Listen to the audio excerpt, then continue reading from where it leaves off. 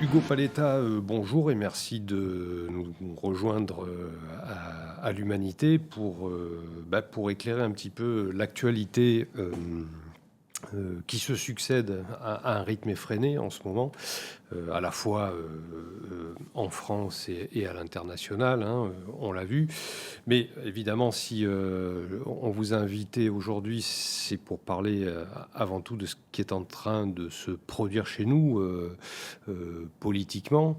Alors je rappelle déjà, bon, vous êtes sociologue, maître de conférences à l'Université de Lille. Vous avez publié plusieurs ouvrages sur l'extrême droite, dont La Nouvelle Internationale fasciste, donc, qui était paru en 2022. Et en 2025, Comment le fascisme gagne la France, dernier ouvrage qui était en fait une édition revue, augmentée d'un autre ouvrage paru en 2018. Voilà, et vous êtes également, donc là, dans la toute dernière séquence politique à laquelle je faisais allusion et pour laquelle on a besoin un petit peu de vos lumières aujourd'hui, vous êtes aussi co-signataire de l'appel Affirmer notre antifascisme, le devoir du moment, qui est paru dans l'Humanité, qui a été co-signé par 180 autres personnes. Et qui appelle un peu à faire bloc face à l'offensive d'extrême droite à laquelle on fait face. Alors justement, cette séquence dans laquelle on est, donc depuis notamment la mort d'un militant d'extrême droite dans le cadre d'une rixe à Lyon entre militants d'extrême droite et militants antifascistes, la diabolisation qui s'en est immédiatement suivie de la France insoumise et en fait au-delà de la gauche, puisque ça cible au-delà des insoumis. Est-ce que pour vous, il s'agit un peu par rapport, je reprends le titre de votre livre, hein, ce fascisme qui gagne la France, est-ce qu'il s'agit un peu d'un moment d'accélération dans ce processus ?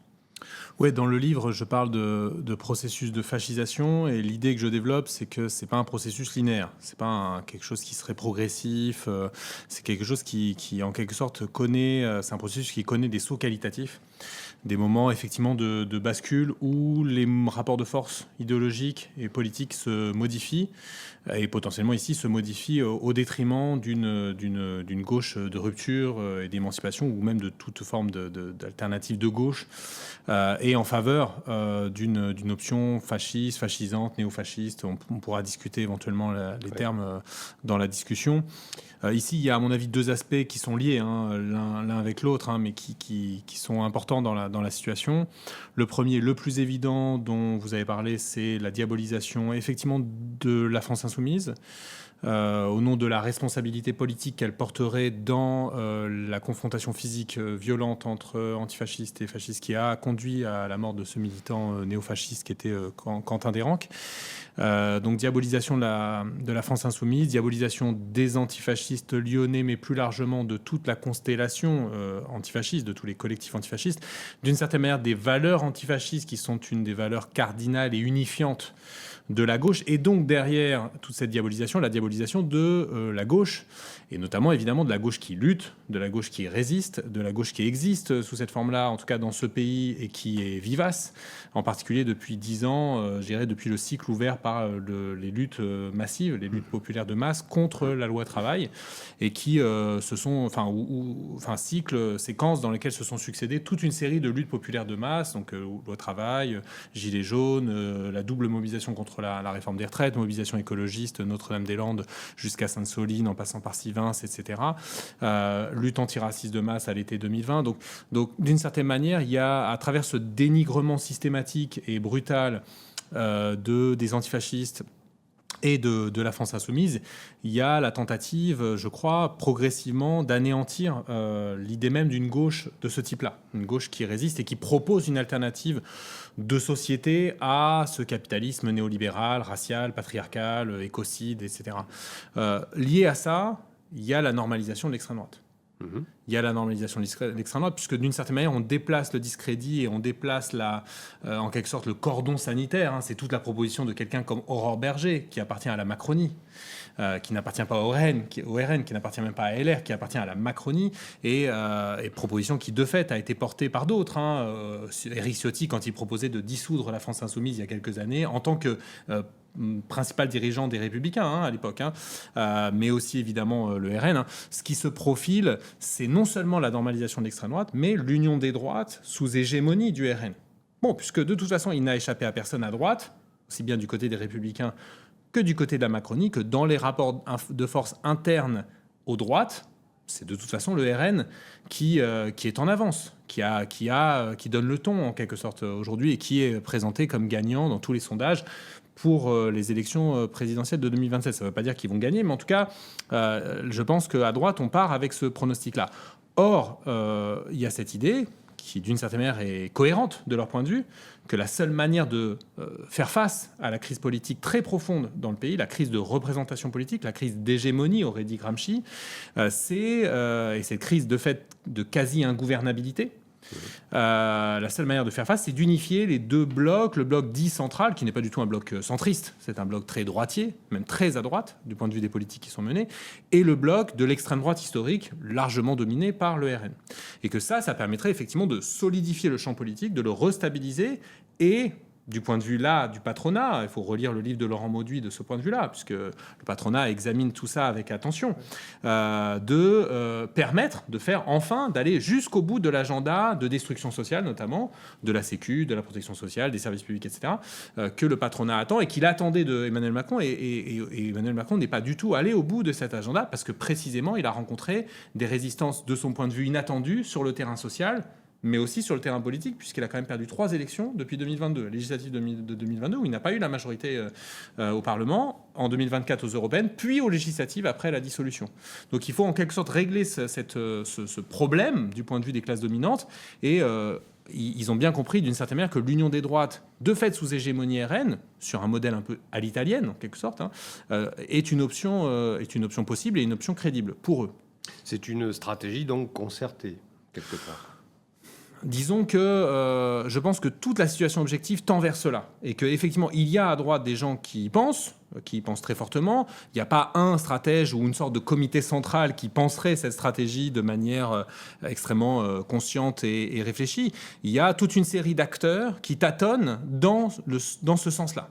Du côté du patronat, du côté des droites macronistes et LR, et évidemment du côté du RN, mais aussi du côté de Reconquête ou de ce qu'il en reste, Marion Maréchal, etc. Il y a toute une série de gens qui sont les prophètes depuis longtemps de cette union des droites, ont agi en ce sens-là, et peut-être certains seront d'ailleurs les cocus de cette union des droites, et après l'avoir voulu. Par exemple, Éric Zemmour, très certainement, le RN n'en voudra pas. Mais le RN va récupérer en quelque sorte les débris du prétendu bloc central, c'est-à-dire de la Macronie et de LR. Je ne pense même pas que cette union des droites, si elle devait advenir, ce serait à proprement parler une alliance des organisations. Je pense que le RN, en réalité, s'il l'emportait au présidentiel, récupérerait des morceaux entiers, des pans entiers de ce qui resterait des droites, et notamment des franges les plus droitières de la Macronie, issues souvent du printemps républicain, mais aussi d'une bonne partie de LR, attirées par des portefeuilles ministériels ou des postes de députés. Il n'y aurait pas forcément d'accord au sommet. Je pense que tout est possible, mais ce n'est pas le plus probable en raison des options stratégiques qui ont toujours été celles du RN. Qui est son option, je pense, première, c'est absorber, digérer. Et faire de ces gens, enfin des gens qui se tourneraient vers eux, des satellites. Comme ils l'ont fait avec Éric Ciotti. Éric Ciotti, ils l'ont absorbé, digéré. Il est aujourd'hui un pur satellite du RN. Il n'a absolument aucune autonomie politique réelle. Sinon, peut-être à Nice dans son bastion. Mais pour le reste, au niveau de la politique nationale, il est un pur satellite. Il n'est pas une force significative qui pourrait en quoi que ce soit contester en quelque sorte l'hégémonie du RN. Et je pense que c'est ce qui se passera avec les morceaux de LR et de la Macronie que le RN pourrait attirer à lui pour stabiliser une majorité politique, puisque c'est ça l'enjeu, et y compris l'enjeu du point de vue du patronat. Hein. Là où le patronat peut être insatisfait du règne d'Emmanuel Macron pendant 10 ans, c'est pas sur le contenu des réformes ou des contre-réformes qui ont été imposées au corps social français, qui n'en voulait pas d'ailleurs, hein, puisqu'ils sont tout à fait satisfaits sur ce plan-là. C'est sur le fait que Emmanuel Macron n'a pas réussi à éliminer les résistances populaires de masse dans la société française, comme d'autres ont pu le faire dans la plupart des pays d'Europe de l'Ouest. Du coup, est-ce qu'on peut dire, là, de ce que vous décrivez, que le danger vient davantage de l'extrême droite organisée ou d'une droitisation générale du champ politique, finalement? Les deux vont ensemble, c'est-à-dire que les périodes de fascisation, si on regarde même par exemple la période que décrit Johan Chapoutot dans son dernier livre Les Irresponsables, qui a été beaucoup lu, qui a obtenu un succès bien légitime au regard de la qualité du livre, mais aussi de son caractère d'anticipation quasiment de ce que nous vivons depuis quelques années. Les périodes de fascisation sont des moments dans lesquels l'extrême droite, à proprement parler, l'extrême droite historique, celle qui porte un projet fasciste, fascisant ou post-fasciste ou néo-fasciste, là encore les catégories on peut en discuter, mais progresse en général électoralement, alors pas toujours et pas de manière linéaire, ils peuvent même connaître des reculs, hein, comme ils le montrent, etc., mais progressent globalement hein, dans la période. Hein, les nazis, par exemple, passent de quelques pourcents à jusqu'à 37% aux élections de début de 1932, avant de décroître quelque peu. Et en même temps, on voit une extrême droitisation des forces de la droite bourgeoise traditionnelle, droite libérale comme la droite conservatrice, qui se rapproche de bien des manières des positions historiques de celles de l'extrême droite. Que ce soit sur le plan de l'autoritarisme d'État, que ce soit sur le plan de la démagogie xénophobe, raciste, etc., ou sur le rapport à la gauche, par exemple. Bon, l'idée que, d'une certaine manière, il faut non pas simplement battre la gauche électoralement, voire parfois négocier avec elle ou négocier des compromis avec les syndicats, par exemple, mais qu'il faut s'en débarrasser purement et simplement. Parce que, d'une certaine manière, c'est ça l'enjeu. Derrière une diabolisation, c'est pas l'idée qu'il y a une critique de la gauche par la droite. Il y en a toujours eu. Bon, il y a toujours eu un débat politique gauche-droite, etc., qui pouvait être parfois dur. Mais on passe un cap, si vous voulez, quand on prétend, par exemple, ou on propose, comme je l'ai dit, l'a proposé Éric Ciotti, ou le propose régulièrement des dirigeants du RN, mais comme l'ont repris aussi certains députés macronistes, quand on propose la dissolution de la principale force parlementaire de la gauche, à savoir la France insoumise. Là, d'une certaine manière, on passe un cap. On passe un cap quand, plutôt que de ne pas être d'accord, de marquer le désaccord avec les mouvements, je ne sais pas, antiracistes ou antifascistes ou écolo-radicaux, etc., on se met à dissoudre administrativement ces mouvements. Parce que d'autres options sont possibles. On peut, si on pense que, je sais pas, tel collectif contre l'islamophobie en France a tenu des propos diffamatoires, on peut faire un procès pour diffamation. Mais c'est une toute autre chose d'engager une procédure de dissolution administrative, ce qui est vraiment une manière d'anéantir en quelque sorte la capacité d'organisation et de mobilisation des groupes concernés ici. Alors les groupes concernés par l'islamophobie pour la dissolution du collectif contre l'islamophobie en France ou les antifascistes ou de proposer la dissolution de l'UNEF, comme ça a été le cas il y a quelques années, je ne sais pas si on se souvient, ou de proposer la dissolution de la France insoumise. Là, là, il y a une sorte de saut qualitatif qui potentiellement préfigure quelque chose. C'est-à-dire une union des droites sous hégémonie RN qui pourrait effectivement engager la dissolution non seulement de collectifs antiracistes, antifascistes, etc., mais aussi d'organisations de la gauche révolutionnaire, lutte ouvrière, le NPA, Révolution permanente, etc., mais aussi potentiellement de la France insoumise, pourquoi pas, puisque c'est l'extrême gauche et que cette extrême gauche est antidémocratique, anti-républicaine, antisémite, prétendument, hein, évidemment.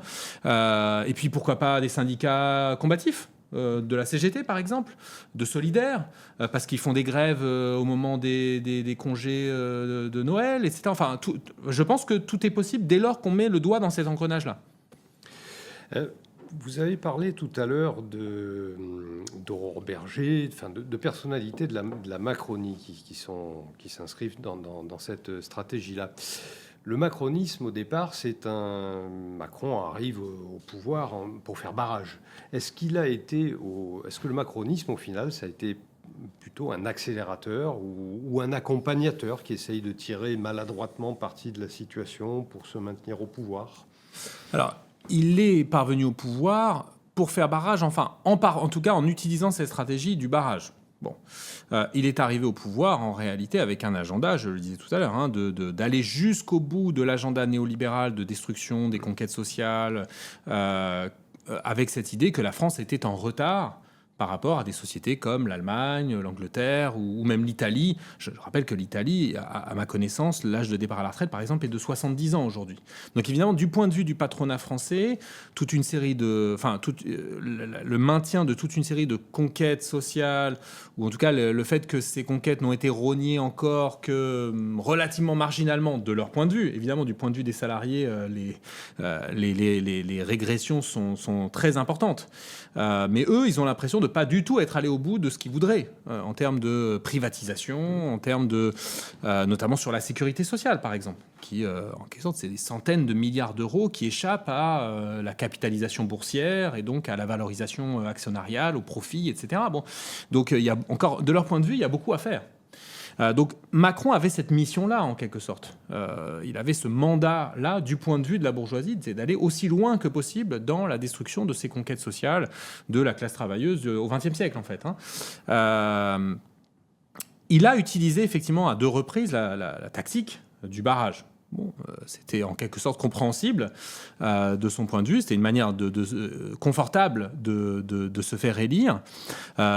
Ensuite, évidemment, il a été un accélérateur de la progression de l'extrême droite, au moins à 2 niveaux. C'est que, ces politiques ne pouvaient en quelque sorte que par leurs conséquences, notamment leurs conséquences en termes de mise en concurrence des populations, d'intensification de toutes les concurrences sur le marché du travail, évidemment, mais aussi sur le marché scolaire, avec quelque chose comme une réforme comme Parcoursup. Mais cette mise en concurrence, elle a pour effet d'encourager en quelque sorte des idéologies, par exemple, de préférence nationale, d'une certaine manière, ou de priorité nationale, comme dit le RN. Si les gens sont de plus en plus en concurrence, si vous leur dites, bien vous allez passer devant parce que vous êtes des Français, des vrais Français, des Français de souche, etc., évidemment, c'est plus séduisant quand il y a beaucoup de chômage et beaucoup de concurrence pour les emplois ou pour les bonnes filières, les bonnes écoles, que dans une société dans laquelle tout le monde pourrait espérer avoir l'orientation scolaire qu'il souhaite, qu'il y aurait le plein emploi, etc. Donc dans une société de très forte concurrence, la proposition de priorité nationale, qui est une proposition en fait d'institutionnaliser des discriminations au profit, dit-on, des Français, mais en réalité on comprend bien que ce sont les vrais Français, les Français de souche qui doivent être priorisés dans le logiciel idéologique du RN. Donc si vous voulez, les politiques menées par la Macronie, de manière assez mécanique, ont fait progresser et devaient faire progresser le RN. Les mêmes causes produisant les mêmes effets depuis 40 ans, toutes les politiques de mise en concurrence ont pour effet en réalité de faire potentiellement progresser l'extrême droite. Bon. L'autre chose, c'est que, et l'autre aspect de cet encouragement à la progression de l'extrême droite, de cet côté accélérateur de la fascisation, si on veut, ou de l'extrême droitisation, c'est le fait que la Macronie, en perdant pied progressivement dans le champ politique, en étant de plus en plus discréditée, voire carbonisée, eh bien, elle a eu tendance, comme beaucoup de gouvernements, pas seulement en France, mais à l'échelle internationale, de jouer sur le terrain de la démagogie sécuritaire, de jouer sur le terrain de la démagogie xénophobe, anti-immigrée, de jouer sur le terrain du racisme et notamment de l'islamophobie, là où effectivement, ça ne paraît, c'est évidemment un calcul opportuniste. C'était pas dans le programme de départ d'Emmanuel Macron, qui avait même essayé de mener une campagne en 2017 plutôt en s'éloignant de ces thématiques-là, mais en fait, très rapidement, dès 2017-2018, il va sur les terrains du sécuritaire, de la xénophobie anti-immigrée. Il y a déjà une loi asile-immigration avec son premier ministre de l'Intérieur, Gérard Collomb. Très vite, il va aller sur le terrain de l'islamophobie pour, en quelque sorte, prétendre regagner le terrain conquis par le RN. sur la base d'un pacte en quelque sorte national, racial, etc. Mais en réalité, là encore, comme toujours depuis 30 ou 40 ans, à la fin, les gens préfèrent l'original à la copie. La formule était de Jean-Marie Le Pen au début des années 90, quand Jacques Chirac avait tenu le discours sur le bruit et l'odeur des immigrés. En réalité, le discours sur l'original à la copie, au départ, c'est un discours de François Duprat, qui était un des historiens et théoriciens et stratèges néofascistes assumés, le numéro 2 du FN dans les années 70, qui avait déjà dit ça sur le fait que c'est important qu'en quelque sorte le champ politique mainstream, les partis dominants, reprennent des éléments du langage et des propositions du Front National, parce que ça signale une victoire idéologique, une victoire dans les têtes en quelque sorte. C'est tout le thème de la bataille culturelle qui prépare en quelque sorte la conquête du pouvoir. D'accord. Est-ce que, tout à l'heure, vous avez évoqué les termes fascistes, néofascistes, etc. Question que je voulais vous poser. Bon, dans l'offensive en ce moment qu'il y a contre la gauche, on lui reproche de trop recourir à ces adjectifs-là. Est-ce que pour vous, c'est fasciste, c'est un terme qu'on utilise à tort et à travers ? Ça a pu arriver qu'on utilise à tort et à travers le terme de fascisme, y compris dans l'histoire de la gauche au XXe siècle. C'est pas quelque chose qui n'existe pas du tout. Simplement, si on parle du RN, qui est donc l'héritier du Front National, évidemment, c'est pas un décalque du fascisme de l'entre-deux-guerres. Le contexte est tout à fait différent. Le Front National, par exemple, n'est pas un parti militarisé de masse. Et il ne le sera sans doute jamais. Bon. Le Trumpisme, aujourd'hui, n'est pas le même type d'organisation qu'était le Parti national fasciste de Mussolini. Bon. Pour autant, dans le contexte états-unien, par exemple, un historien aussi chevronné du fascisme que Robert Paxton n'hésite plus depuis quelques années à parler de fascisme pour désigner Trump et le Trumpisme. Non pas parce que, justement, le Trumpisme serait devenu un décalque du fascisme de l'entre-deux-guerres, mais parce que son noyau, notamment idéologique, le rapproche de plus en plus du noyau idéologique du fascisme, et notamment de sa vision du monde, de la vision fasciste du monde, dont découle un projet qui est le projet, pour moi, fasciste par excellence, qui est le projet de régénération nationale par épuration ou par purification. L'idée que notre nation est en déclin, en décadence, en décomposition, qu'il faut la faire renaître, cette nation, qu'il faut lui permettre de retrouver sa grandeur, de retrouver son identité profonde, de restaurer sa grandeur, mais que la condition pour cela serait de l'épurer, de la purifier d'éléments indésirables, donc ces déchets humains dont parle Donald Trump, que seraient les immigrés, notamment les immigrés somaliens, mais aussi ces éléments de contestation sociale qui diviseraient la nation, qui fractureraient son unité. Donc c'est pour ça que Trump a énormément ciblé les antifascistes également, qu'il a qualifié de terroristes. Et d'ailleurs, à ce propos, il a dit « Nous allons détruire les antifas comme nous avons détruit les cartels, parce que c'est une organisation criminelle, terroriste, etc. » Et plus largement, en quelque sorte, la gauche. Donc c'est toujours ces deux éléments qui sont diabolisés, aussi bien les minorités raciales, religieuses, et dans le contexte contemporain, les minorités de genre et sexuelles. Toujours ciblées d'une manière radicale, avec une exceptionnelle hostilité et violence de la part des extrêmes droites mondiales. Et puis, évidemment, la gauche. À la fois la gauche parce qu'elle trahirait la nation en se montrant solidaire, notamment des minorités, et parce que par la lutte de classe, par la lutte antiraciste, je dis la gauche au sens très large du terme, la gauche sociale, politique, antiraciste, etc., par la lutte antiraciste, par la lutte féministe, effectivement fracturerait l'unité fantasmée et fantasmatique de la nation. Donc, bien sûr que le néo-fascisme, le fascisme du XXIe siècle, ne prend pas les mêmes formes, notamment militarisées de masse, que le fascisme de l'entre-deux-guerres, notamment parce qu'il ne vient pas après une expérience de brutalisation de masse qui a été la Première Guerre mondiale. Il n'y a pas d'équivalent de la Première Guerre mondiale à notre époque.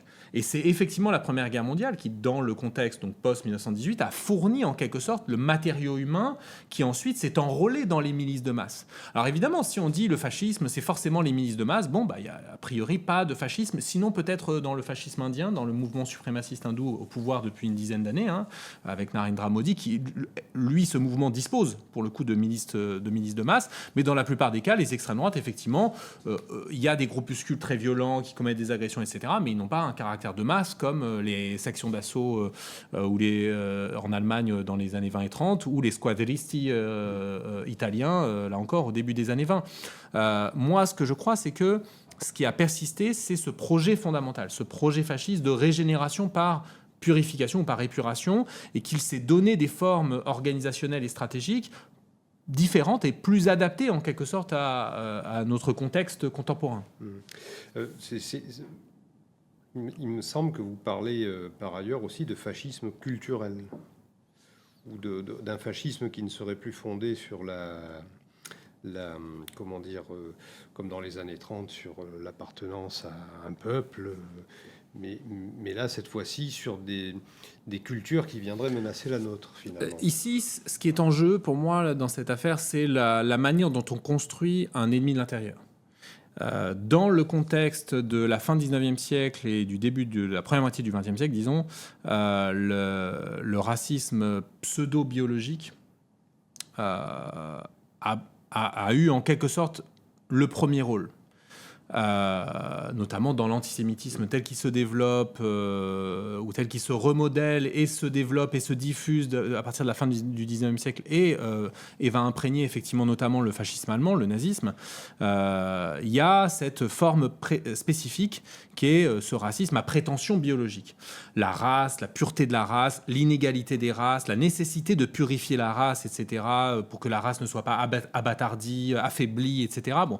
Et on voit bien que les extrêmes droite, à partir des années 70, commence à abandonner cette rhétorique-là, parce que cette rhétorique est démonétisée, elle a perdu sa valeur en quelque sorte sur le marché, sur le marché politique. Elle n'est plus tenable après le génocide, en particulier le génocide des Juifs d'Europe, mais aussi le génocide des Roms, des populations roms, tziganes et gens du voyage. Donc ce discours est devenu intenable, il faut le remplacer. Et donc ils vont en quelque sorte rencontrer la thématique identitaire. Le langage de l'identité, le langage de la civilisation, du clash des civilisations, dirait Huntington, du conflit de civilisation, et adopter en quelque sorte cette rhétorique-là, sans jamais d'ailleurs, quand on lit les textes peut-être plus ésotériques de cette mouvance, sans jamais abandonner l'idée qu'il y a une base raciale ou aussi pseudo-biologique dans cette affaire.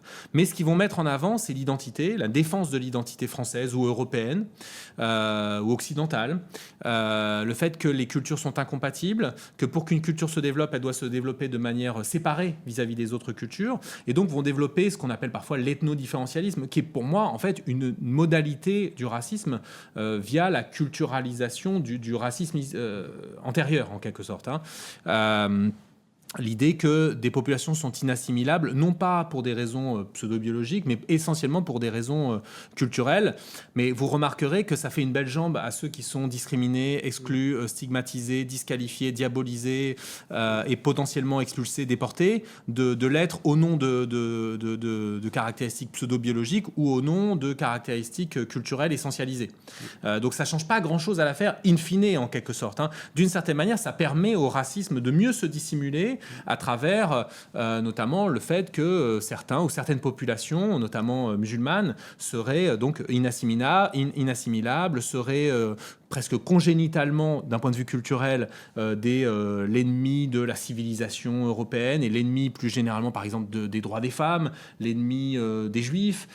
Et donc, on va avoir une forme de racialisation de toute une série de choses, sous l'angle de l'islamophobie, de la racialisation de l'antisémitisme, qui serait... certains islamophobes ont pu dire que les musulmans buvaient l'antisémitisme au sein de leur mère. Bon, c'est une expression qui a été utilisée au début des années 2000. Une racialisation du sexisme. Donc ce serait certains groupes, et notamment des groupes issus donc des immigrations non européennes et notamment musulmanes, qui seraient spécifiquement sexistes, patriarcaux, etc. Ce qui permet par ailleurs d'occulter l'ampleur et la systématicité des violences sexistes et sexuelles dans toutes les couches de la société, dans toutes les classes sociales, dans tous les groupes sociaux ou ethno-raciaux ou religieux. Et de même pour l'antisémitisme d'ailleurs. Ça permet d'occulter que quand on fait des enquêtes d'opinion, on s'aperçoit que c'est l'électorat du RN qui présente les plus hauts niveaux, et de loin, d'antisémitisme. Donc voilà, effectivement, il y a eu une mutation idéologique voulue, pour le coup, pensée, assez conscientisée, notamment avec le rôle qu'on connaît de ce qu'on appelle la nouvelle droite, qui est en fait évidemment une extrême droite intellectuelle, dans les années 70-80, qui ont diffusé en quelque sorte la thématique identitaire au détriment de la modalité antérieure du racisme, qui était une modalité racialiste et pseudo-biologique. Et l'internationale fasciste, celle d'aujourd'hui, des États-Unis de Trump, la Hongrie d'Orban, l'Italie de Meloni, etc., est-ce qu'on mesure vraiment les effets que ça a chez nous, sur la société française et sur l'électorat ? Je ne crois pas que ça ait des effets directs sur les élections et sur les électorats. En général, dans les populations relativement éloignées du champ politique, qui ont un rapport moins militant à la chose politique, les questions internationales sont souvent assez à distance. En réalité, on se politise assez peu par les questions internationales en général. Alors après, ça dépend des liens historiquement construits avec différentes causes. On sait que la cause palestinienne, par exemple, peut mobiliser une partie de la population issue de, comme disait Abdelmalek Sayad, le grand sociologue, les personnes issues de la colonisation peuvent en quelque sorte trouver dans la cause palestinienne en quelque sorte un concentré des crimes en quelque sorte du colonialisme, et du coup se politiser à travers cette question-là. Mais dans la plupart dans les larges pans de la population, en général, les questions internationales ne sont pas celles qui politisent le plus, ou à partir desquelles on se politise le plus. Donc je pense pas que ça ait d'effet direct. Après, ça a des effets quand même, malgré tout, indirects, je pense plutôt en réalité du côté des élites politiques, des élites médiatiques, des élites économiques. Prenons le cas du patronat. Le patronat, jusqu'à récemment, n'envisageait pas l'extrême droite comme une option crédible pour exercer le pouvoir. Pour différentes raisons, une qui est quasiment d'ordre sociologique, au sens où pour les grands patrons, l'extrême droite, c'est un autre monde, c'est pas le même monde social, c'est un monde qu'ils regardent un peu de haut, en quelque sorte. Ces dirigeants d'extrême droite, c'est des petits bourgeois, ils ne sont pas en quelque sorte de notre monde. Bon. Et l'autre chose, c'est qu'ils n'apparaissaient pas comme une option crédible en termes de stabilité politique. On se disait, si on leur donne le pouvoir, ça risque d'être le foutoir, le bazar. Et donc, il vaut mieux s'en tenir à ce qu'on connaît déjà, c'est-à-dire la droite, et éventuellement même le centre-gauche, puisque depuis très longtemps, les partis sociaux-démocrates ou travaillistes ou de centre-gauche, en tout cas, gèrent loyalement le système capitaliste français, en réalité. Donc, en général, ils s'accommodaient très bien d'options de centre-gauche, et puis, mais ce qu'ils portaient de plus, c'était la droite, qui était leur parti historique, en quelque sorte. Les choses ont commencé à changer dans les années 2010, en réalité, à partir du choc qu'a été la crise de 2007-2008. Et en quelque sorte, ce qui se passe au niveau international, l'arrivée au pouvoir des extrêmes droites dans toute une série de pays, permet de rendre crédible, par exemple, l'option d'une union des droites sous hégémonie RN. On peut se dire, regardez ces gens de Fratelli d'Italia, ils faisaient la critique de l'Union européenne, des politiques de la zone euro avant d'arriver au pouvoir, et puis finalement, ils se sont moulés dans les institutions européennes, ils ne l'ont pas contesté, ils n'ont pas contesté le consensus néolibéral européen, et donc, ils apparaissent, en plus avec le parti historique de la bourgeoisie italienne depuis les années 90 qui était Forza Italia, ils apparaissent comme une option. Regardez, ils sont crédibles.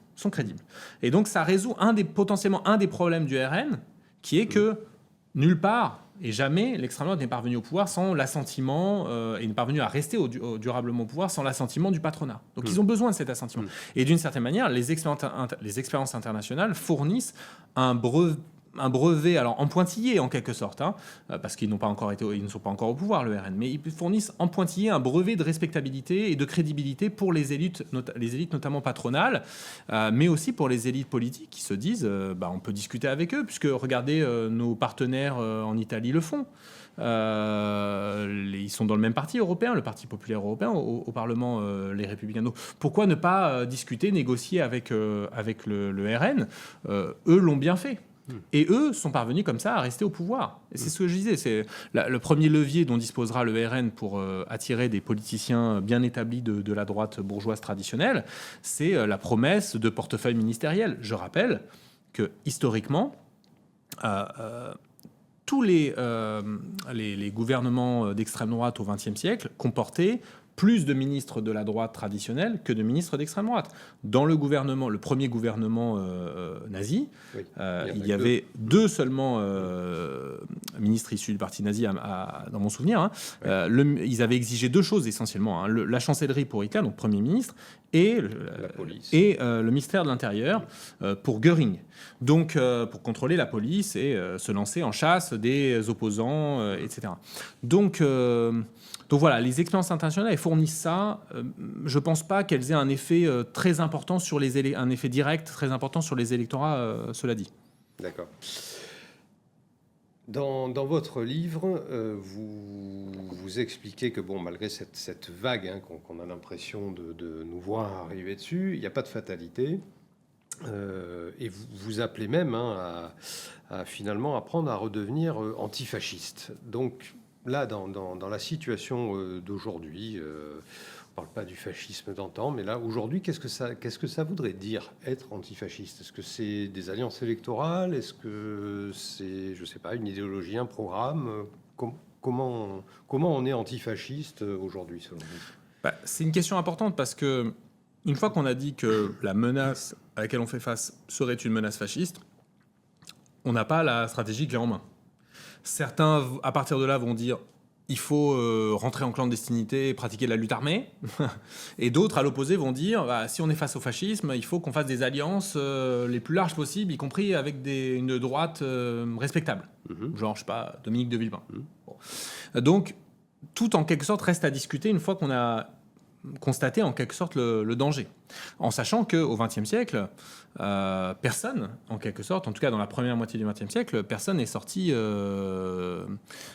personne n'a montré en quelque sorte quelle était la stratégie parfaite ou clé en main en quelque sorte pour faire face au fascisme, puisque la gauche a perdu dans plusieurs pays importants, et notamment l'Italie et l'Allemagne, a été vaincue par le fascisme. Alors qu'est-ce que ça peut vouloir dire? Je pense qu'il faut commencer par le commencement. Un peu partout, l'extrême droite essaye de s'implanter. Dans les villes, dans les territoires, dans des villages parfois, ou des petites villes, dans les universités. Parfois, ça peut arriver dans des entreprises, à travers des syndicalistes, ou parfois même dans les années 90 en créant des syndicats. Alors voilà, ils ne font plus. C'est en réalité illégal de faire ça. Ils ont essayé à certaines époques de créer un FN Police, FN RATP, etc. Ça avait été jugé illégal. Donc, il faut déjà les empêcher en quelque sorte de s'implanter. C'est-à-dire qu'il y a une lutte militante, politique, très locale à mener pour empêcher en quelque sorte que cette extrême droite, qui aujourd'hui en France est essentiellement présente sur le terrain institutionnel, électoral et aujourd'hui parlementaire, puisse devenir une force politique de masse. Elle a un potentiel de développement sur ce terrain-là, puisqu'ils ont des millions et des millions d'électeurs ou d'électrices. D'ailleurs, certains militants d'extrême droite, notamment de l'extrême droite radicale, se désespèrent en quelque sorte de cette très grande masse d'électeurs ou d'électrices qui restent passives en quelque sorte du point de vue militant. Et donc, eux, ils ont des tentatives permanentes de s'implanter, etc. Donc, il faut bloquer cette implantation. C'est ce que faisait Ralphon dans les années 90 en étant présent partout où le FN montrer en quelque sorte le bout de son nez, pas en étant violent d'ailleurs. À chaque fois, quand il y avait des militants du FN sur les marchés, l'idée c'était surtout d'être beaucoup plus nombreux, de les afficher comme ceux qu'ils sont, c'est-à-dire une résurgence du fascisme, d'idées nauséabondes, etc. Et en quelque sorte de les isoler, de les marginaliser, etc. Sans, dans le cas de Ralphon en tout cas, sans recourir à la violence, puisqu'en quelque sorte le nombre suffit. La plupart du temps. Donc, la première chose, c'est ça. C'est bloquer, pour moi, l'implantation militante de l'extrême droite. C'est la chose sans laquelle il n'y a pas d'antifascisme. Si les fascistes deviennent une force de masse, les choses deviendront beaucoup plus compliquées pour la gauche qui lutte, pour les syndicats, pour les étudiants qui se mobilisent, pour les féministes, pour les antiracistes, etc. La deuxième chose, qui va un peu avec ça, c'est l'autodéfense. C'est l'idée que la gauche sociale et politique les syndicats, les partis, doivent prendre au sérieux la sécurisation de leur mobilisation, de leurs manifestations, de leurs locaux, etc. Accroître en quelque sorte leur capacité d'autoprotection vis-à-vis des attaques de l'extrême droite, mais aussi en manifestation des attaques de la police. Puisque, on le sait, depuis 2016, il y a une brutalisation du maintien de l'ordre qui fait que des cortèges, y compris des cortèges syndicaux, ont pu être attaqués, des cortèges d'écologistes ont pu être attaqués de manière extrêmement brutale, comme on l'a vu à Sainte-Soline. Il suffit de regarder les images qu'avaient diffusées, je crois, Le Monde et Mediapart. Oui. Donc voilà, donc ça c'est un élément de l'antifascisme qui est très important. Après, l'autre point, c'est le plan plus... Alors, on pourrait en ajouter deux. Il y a la bataille culturelle, et je pense que là, il y a des... Juste, je vous arrête. L'autodéfense, depuis l'affaire de Lyon, ça fait peur. C'est agité comme de la violence. Pourquoi c'est pas de la violence pour vous? Pourquoi ce serait acceptable du coup? Ça peut être des... la plupart du temps, l'autodéfense, c'est se protéger face à des agressions commises par l'extrême droite. Bon. Ça peut conduire, malheureusement, à aussi des confrontations physiques qui peuvent conduire à la mort, par exemple, de Quentin Desranques. Bon. Donc... La solution, à mon sens, c'est que cette tâche, en quelque sorte, de protection soit assumée par des organisations de masse, qu'elle ne soit pas, en quelque sorte, uniquement déléguée, en quelque sorte, à des collectifs antifascistes qui, évidemment, jouent leur rôle, qui ont joué un rôle et qui jouent un rôle et qui vont continuer à jouer un rôle primordial dans la protection de mobilisations féministes, LGBT, antiracistes, de gauche, etc. Mais je pense que, là encore, l'union fait la force et que, d'une certaine manière... Il n'y a pas besoin de formes très ouvertes, en général, de violence lorsqu'on est beaucoup plus nombreux, en quelque sorte. Et donc, d'une certaine manière, on a besoin que les organisations de masse qui continuent à exister, notamment les syndicats, prennent peut-être davantage en charge cette question de la protection, de l'autoprotection, des mobilisations, des meetings de la gauche, parce que précisément, l'État ne le fait pas en général. Il y a eu une complaisance des pouvoirs publics depuis une quinzaine d'années assez ahurissante vis-à-vis des agressions commises par l'extrême droite, alors même qu'au plus haut sommet de l'État, on sait très bien ce qu'il en est de ces menaces. Gérard Darmanin, il y a quelques années, avait dit « Oui, il n'y a pas de menace, par exemple, terroriste d'extrême gauche ou d'ultra-gauche. Tous les attentats déjoués par des mouvances politiques dans les 15 dernières années en France l'ont été de la part de mouvances dites d'ultra-droite, c'était en fait d'extrême droite, visant des mosquées en particulier ou visant notamment des dirigeants politiques, notamment Jean-Luc Mélenchon, à plusieurs reprises d'ailleurs. Donc voilà, je pense que, évidemment, on comprend que cette notion d'autodéfense dans le contexte présent soit présentée comme en fait un espèce de masque pour des violences commises par des groupuscules, etc. Il faut quand même rappeler une chose. Pourquoi, d'ailleurs, d'une certaine manière, pourquoi les antifascistes et une partie de la gauche, enfin une bonne partie de la gauche, a été presque sidérée les premiers jours après la mort de Quentin Desranques? C'est que, vous prenez les 50 dernières années, ce n'est jamais arrivé. Autant des militants fascistes qui ont tué des personnes, il y en a eu de très nombreux, on l'a dit, à peu près une cinquantaine au cours des 40 dernières années.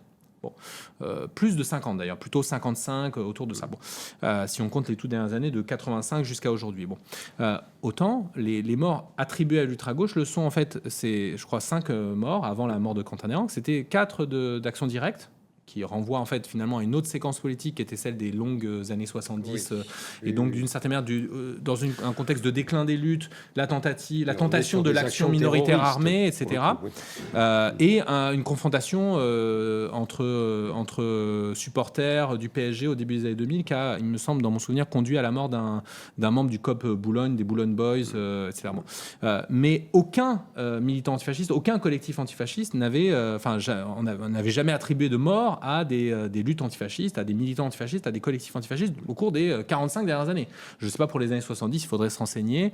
Donc, d'une certaine manière, on n'est pas accoutumé à cette situation, de devoir réfléchir, en quelque sorte, aux effets potentiels de ces confrontations physiques.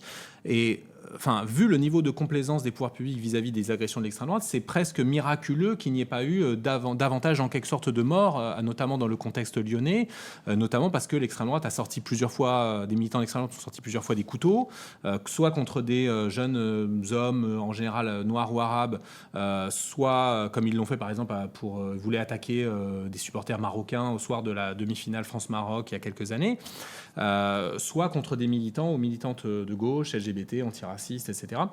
Donc voilà, moi je pense que l'essentiel de la solution réside dans le fait que beaucoup plus de gens prennent en quelque sorte, et beaucoup plus d'organisations prennent en charge en quelque sorte des tâches d'autodéfense et de protection pour que le barrage en quelque sorte physique, politique et physique soit beaucoup plus massif et beaucoup plus en quelque sorte dissuasif vis-à-vis des agressions commises régulièrement par l'extrême droite et dans beaucoup de villes de France en réalité.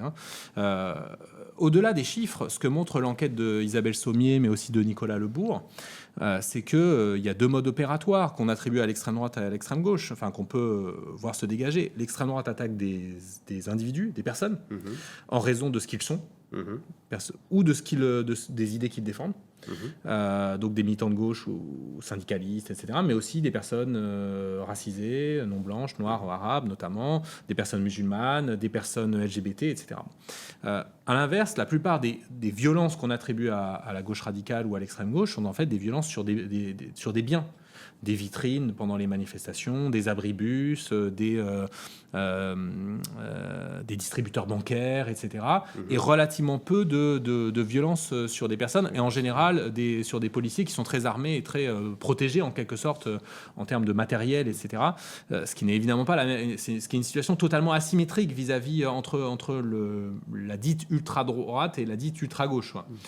Voilà, donc je pense que cette question d'autodéfense doit être posée non pas comme une tâche qui serait celle des collectifs antifascistes et déléguée en quelque sorte à des collectifs antifascistes, mais que les collectifs antifascistes doivent participer en quelque sorte, enfin que chacun doit participer à cette lutte aux côtés en quelque sorte des collectifs antifascistes, qui peuvent être d'ailleurs des fois des collectifs spécifiques, mais parfois aussi des collectifs unitaires d'organisation comme il y en a dans pas mal de villes, qui rassemblent les organisations syndicales, associatives, politiques, autour de la lutte contre l'extrême droite, qu'il s'agisse de l'extrême droite institutionnelle, notamment le RN, ou qu'il s'agisse de l'extrême droite radicale, l'extrême droite de rue. D'accord.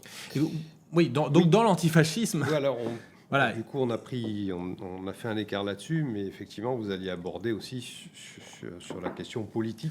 Alors, il y a deux éléments, à mon avis. Il y a la question culturelle, en quelque sorte, ou politico-culturelle, la question des idées. Effectivement, il y a une bataille à mener sur ce terrain-là, à la fois pour rendre crédibles des idées qui sont majoritaires dans l'opinion publique, et notamment dans les classes populaires et les classes moyennes, sur les services publics, sur les salaires, sur les conditions de travail, etc., où il y a une large majorité de gens en faveur, en réalité, des propositions de la gauche, et notamment du nouveau Front populaire en 2024, mais avec beaucoup de gens qui sont d'accord, mais qui considèrent que c'est pas possible de mettre en œuvre ces idées. Donc il y a une bataille pour en quelque sorte démontrer la possibilité de mettre en œuvre un programme de rupture avec le néolibéralisme, avec le productivisme, avec le racisme, etc. Et avec l'ensemble des politiques qui ont été menées au cours des dernières décennies. Et de l'autre côté, il y a des batailles à mener sur des questions sur lesquelles la gauche est très certainement minoritaire aujourd'hui, en particulier la question migratoire, et où là, à mon avis, il ne faut pas céder de terrain, il faut réussir à engager la bataille. Beaucoup trop de terrain a été perdu depuis les années 80 par défaut, en quelque sorte, de combat unitaire pour montrer que l'immigration, tout simplement, n'est pas un problème. Commençons par là. Que le problème, c'est pas l'immigration. Le problème, c'est le racisme, c'est les discriminations, c'est le chômage, c'est les politiques néolibérales, etc. etc. Et donc, il faut mener les batailles, même quand on commence en étant minoritaire. Pourquoi ? Parce que sinon, si on mène pas ces batailles, d'une certaine manière, le terrain, eux vont encore gagner plus de terrain.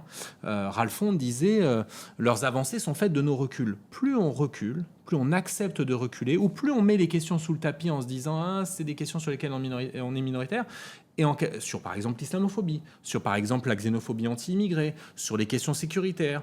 Si on ne croise pas le fer aussi sur ces questions-là, si on ne mène pas des campagnes militantes sur le terrain, un peu partout en France, dans les entreprises, etc., pour convaincre que l'immigration, ce n'est pas un problème, pour prendre des points très basiques, eh bien, c'est sûr qu'on a perdu. C'est sûr qu'on va perdre.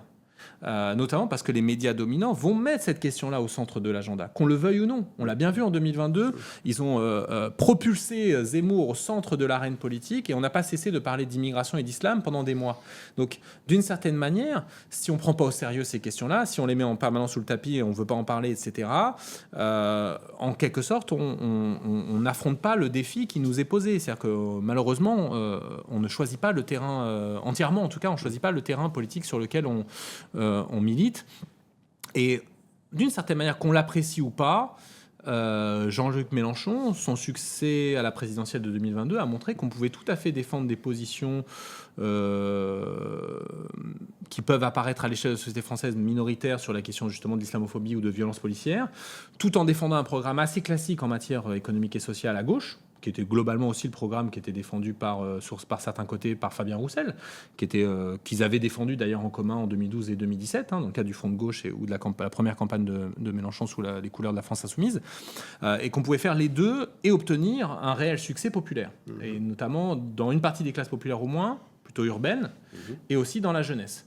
Donc là où, si vous voulez, il y a ce débat effectivement sur le fait que est-ce que si on se concentrait sur les questions sociales ou au sens restreint du terme, économique et social, les salaires, etc., on n'obtiendrait pas plus de succès. Bon, les différents candidats qui ont essayé de faire ça au cours des dernières décennies, en général, n'ont pas obtenu énormément de succès.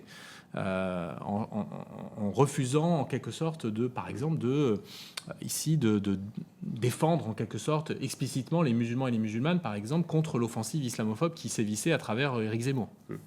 Alors, vous avez évoqué plusieurs fois d'ailleurs Jean-Luc Mélenchon, et vous évoquez aussi les combats communs que devrait mener la gauche. Là, en ce moment, on a un peu du mal quand même, étant donné la virulence des débats, on a un peu du mal à voir comment ça peut se produire. Et est-ce que pour vous, dans le dernier épisode qui a fait polémique dans les deux derniers meetings de Jean-Luc Mélenchon, à Lyon et à Perpignan, en moquant la prononciation d'Epstein et de Glucksmann, est-ce qu'il a commis une faute dans cette stratégie justement de rassembler? Pour vous, est-ce qu'il a commis une faute? Non, je dirais pas ça. Je pense qu'on s'est focalisé sur un tout petit passage du discours. Et personnellement, je n'aime pas hurler avec les loups. Et surtout, on peut trouver, il n'y a pas de problème, il peut y avoir une discussion sur à quel point c'est habile ou au contraire très maladroit de faire ce genre de plaisanterie autour du nom de Epstein, en sachant qu'en fait, il y avait eu des articles dans la presse, bon, ça a été dit dans le débat, est-ce qu'il faut prononcer Epstein, etc. Bon, on peut trouver maladroit, bon, mais je pense qu'il y a une forme d'instrumentalisation de l'antisémitisme qui permet en quelque sorte, pour certains politiciens à gauche, de se dire on va éliminer Jean-Luc Mélenchon et la France insoumise du champ politique à gauche, et d'une certaine manière, grâce à ça, ce sera notre tour en quelque sorte. C'est un mauvais calcul. C'est un mauvais calcul. Tout le monde pâtira en quelque sorte à gauche, à mon sens, d'une situation dans laquelle Jean-Luc Mélenchon et plus largement en fait la France insoumise serait en quelque sorte diabolisée, disqualifiée, discréditée, etc. Ne serait-ce que parce que la France insoumise, malgré tout, là encore, qu'on l'apprécie ou pas, c'est une portion tout à fait importante, sinon considérable, de l'électorat de gauche aujourd'hui. Bon. Donc, d'une certaine manière, dire Jean-Luc Mélenchon est antisémite, il faut qu'il soit disqualifié, diabolisé, etc. D'abord, c'est faux. Et ensuite, c'est évidemment un mauvais calcul stratégique pour la gauche, y compris dans les municipales. On voit des politiciens socialistes à Paris ou à Marseille, ou socialistes ou pas d'ailleurs, mais en tout cas de centre-gauche, qui disent qu'ils ne voudront pas d'alliance avec la France insoumise, même au deuxième tour, même face à des listes de RN ou qui comprennent, par exemple à Paris, par exemple Sarah Knafo, une union des droites d'Atik Knafo, et il n'y aurait pas d'alliance possible entre des gens qui faisaient alliance il y a 2 ans autour du nouveau Front populaire. C'est à mon avis assez irresponsable irresponsable du point de vue de toute la gauche. Moi, je trouve que l'option qui a été trouvée dans le 93 d'alliance entre le Parti communiste français et la France insoumise est beaucoup plus prometteuse de ce point de vue-là, et que d'une certaine manière, l'attitude de la France insoumise, là encore, qui pointe, qui peut avoir un langage dur vis-à-vis de ses partenaires du nouveau Front populaire, qui peut pointer très durement ce qu'ils estiment être, et je crois qu'ils ont raison, des formes de renonciation, notamment du côté du Parti socialiste, au programme qui avait été défendu en commun en 2024, le fait que le Parti socialiste permet à Le Cornu de rester au pouvoir en refusant de voter la censure et puis en votant le budget, etc.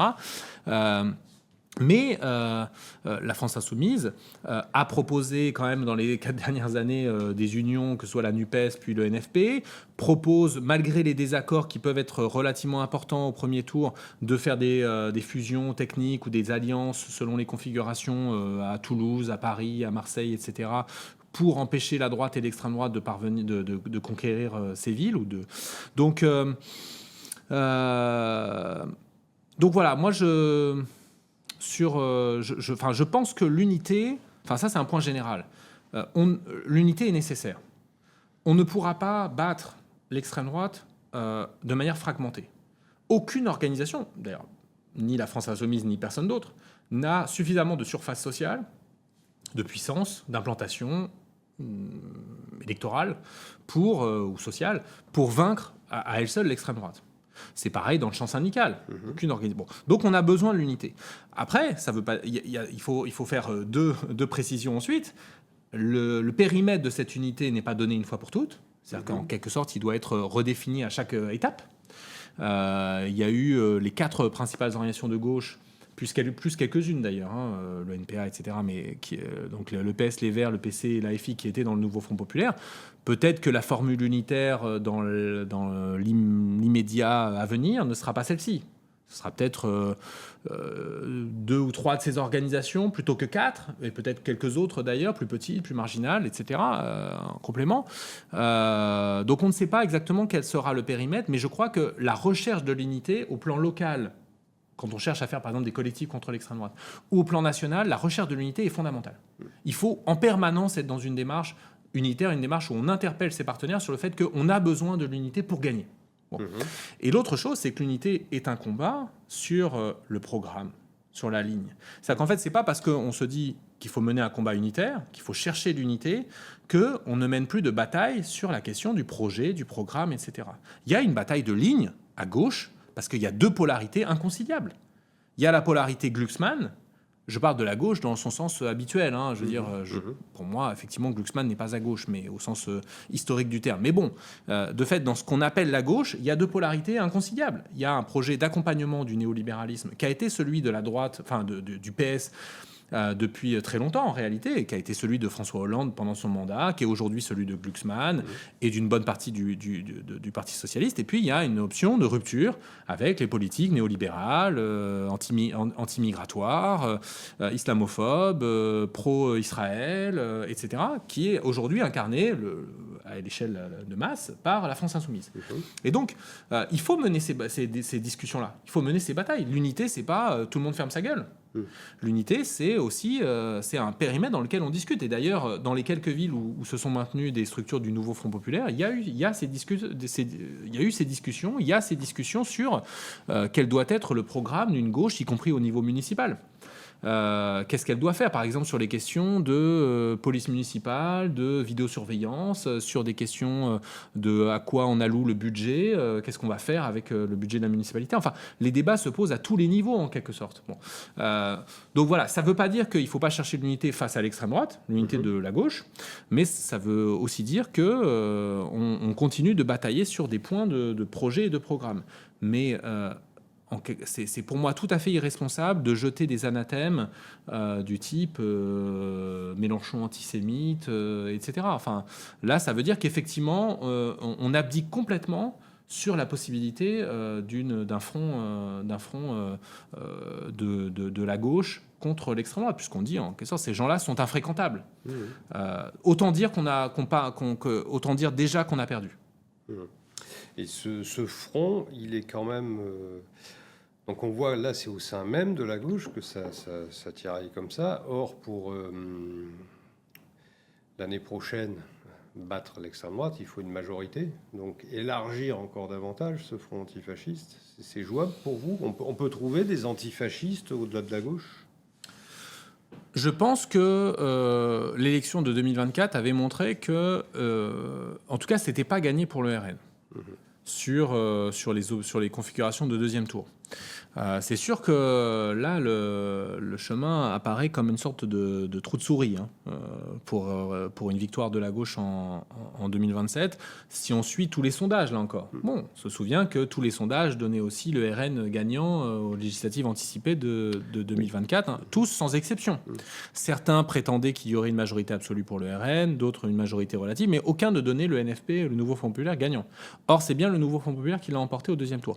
Mais effectivement, pour ça, il y a eu une dynamique unitaire et il y a eu une dynamique militante qui a débordé assez largement les organisations partisanes, qui a fait que des syndicalistes, des féministes, des antiracistes, des gens qui, pour certains, n'avaient jamais eu d'expérience militante, se sont investis dans des campagnes locales autour de ces élections législatives et ont fait en partie basculer très certainement l'élection du côté de la gauche, par la force militante, par la force de conviction, etc. Donc c'est ce genre de dynamique qu'il va falloir effectivement retrouver dans un contexte extrêmement miné à la fois par l'offensive de l'extrême droite et d'une très grande partie des droites qui se traduit par une diabolisation de la France insoumise, mais plus largement de la gauche. Et puis miné par les ambitions croisées à gauche, par des formes d'instrumentalisation opportuniste de telle ou telle déclaration, où on se dit que c'est la bonne aubaine, la bonne occasion pour enfoncer tel ou tel politicien, tel ou tel concurrent, tel ou tel adversaire. Et tout ça, c'est un mauvais calcul, là encore, pour tout le monde, et surtout pour la population, pour les classes populaires qu'on prétend représenter, en particulier pour les plus opprimés, pour les secteurs les plus opprimés, qui ont besoin d'unité et qui ont besoin d'une victoire de la gauche. D'accord. Ugo Paletta, merci. Merci à vous. Je rappelle, voilà, avant qu'on coupe, donc votre dernier livre, je ne sais pas si on le voit bien d'ici, donc Comment le fascisme gagne la France, de Macron à Le Pen, qui est donc l'édition revue et augmentée d'un livre précédent, alors qu'il lui était titré, rappelez-moi, La possibilité du fascisme. La possibilité du fascisme, paru en 2018. C'est aux éditions La Découverte, et j'invite aussi ceux qui écoute cette vidéo, qui la regarde, peut-être aussi à aller sur votre podcast. Il est mensuel? Il est irrégulier, mais en général, D'accord. un épisode tous les 15 jours. Il s'appelle Minuit dans le siècle et c'est dispo sur toutes les plateformes d'écoute. Très bien. Merci Ugo Paletta. Merci à vous.